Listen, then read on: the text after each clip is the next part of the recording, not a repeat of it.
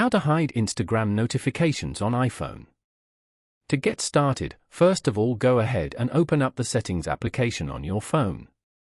Once you're here, scroll down from the main options available to find and tap on Notifications. On this page, you can choose the default style for how your notifications appear. Now, scroll down to the Notification Style section and tap on Instagram to proceed to the Instagram Notification Settings page. Here, go to Show Previews. To hide the notifications on your lock screen, simply tap on the Never option. This ensures all notification content remains private and is not visible on the lock screen.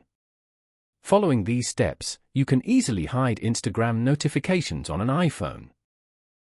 Thank you for watching.